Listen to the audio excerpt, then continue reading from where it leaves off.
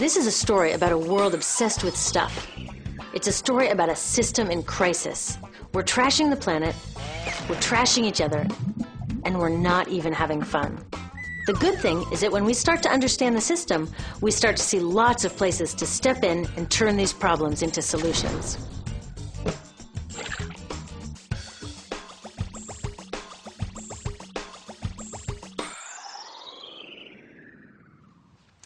One of the problems with trying to use less stuff is that sometimes we feel like we really need it.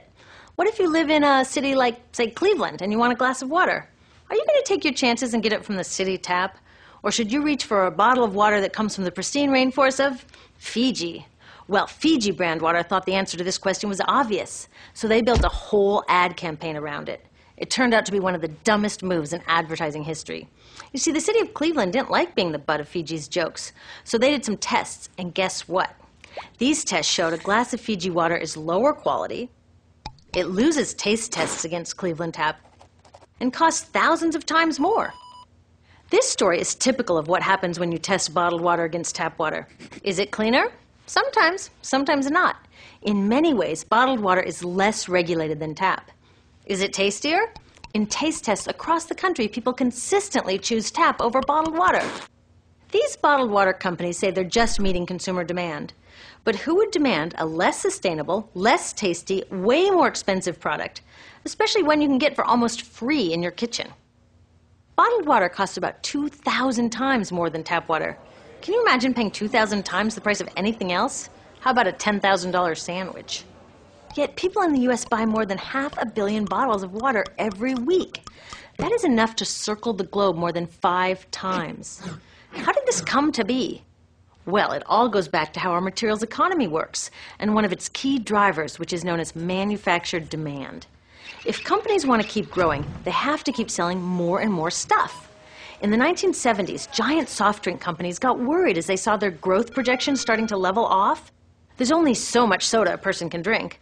Plus, it wouldn't be long before people began realizing soda is not that healthy and turned back to, gasp, drinking tap water. Well, the companies found their next big idea in a silly designer product that most people laughed off as a passing yuppie fad.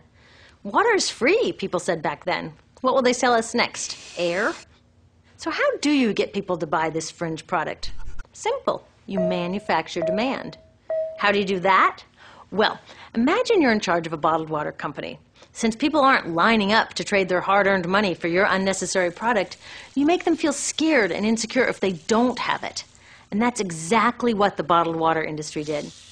One of their first marketing tactics was to scare people about tap water with ads like Fiji's Cleveland campaign. When we're done, one top water executive said, tap water will be relegated to showers and washing dishes. Next, you hide the reality of your product behind images of pure fantasy. Have you ever noticed how bottled water tries to seduce us with pictures of mountain streams and pristine nature? But guess where 1/3 of all bottled water in the U.S. actually comes from? The tap. Pepsi's Aquafina and Coke's Dasani are 2 of the many brands that are really filtered tap water. But the pristine nature lie goes much deeper. In a recent full-page ad, Nestle said, bottled water is the most environmentally responsible consumer product in the world. What? They are trashing the environment all along the product's life cycle. Exactly how is that environmentally responsible? The problems start here with extraction and production, where oil is used to make water bottles. Each year, making the plastic water bottles used in the U.S. takes enough oil and energy to fuel 1 million cars. All that energy spent to make the bottle, even more to ship it around the planet, and then we drink it in about 2 minutes? That brings us to the big problem at the other end of the life cycle, disposal. What happens to all these bottles when we're done? 80% end up in landfills, where they will sit for thousands of years, or in incinerators, where they are burned, releasing toxic pollution. The rest gets collected for recycling. I was curious about where the plastic bottles that I put in the recycling bins go. I found out that shiploads were being sent to India, so I went there. I will never forget riding over a hill outside Madras, where I came face to face with a mountain of plastic bottles from California. Now, real recycling would turn these bottles back into bottles.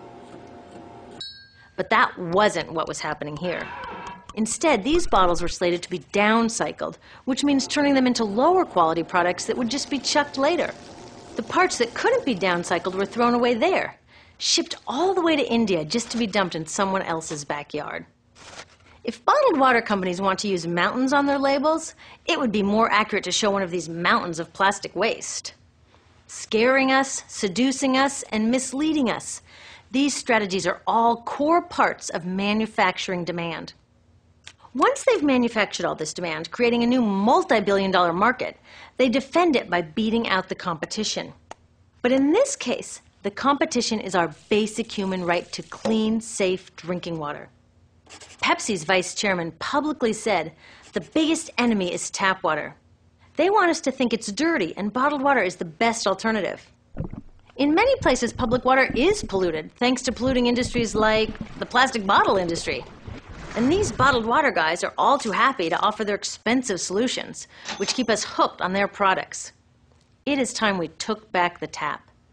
That starts with making a personal commitment to not buy or drink bottled water unless the water in your community is truly unhealthy. Yes, it takes a bit of foresight to grab a reusable bottle on the way out, but I think we can handle it. Then take the next step. Join a campaign that's working for real solutions, like demanding investment in clean tap water for all.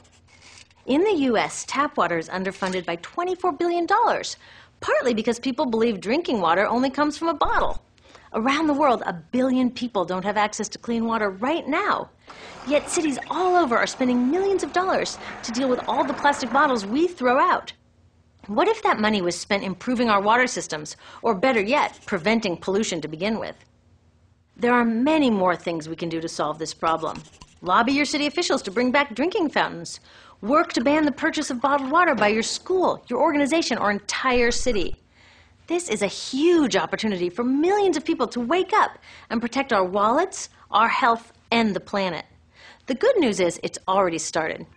Bottled water sales have begun to drop while business is booming for safe, refillable water bottles. Yay! Restaurants are proudly serving tap, and people are choosing to pocket the hundreds or thousands of dollars they would otherwise be wasting on bottled water. Carrying bottled water is on its way to being as cool as smoking while pregnant. We know better now. The bottled water industry is getting worried because the jig is up. We are not buying into their manufactured demand anymore. We will choose our own demands, thank you very much, and we're demanding clean, safe water for all.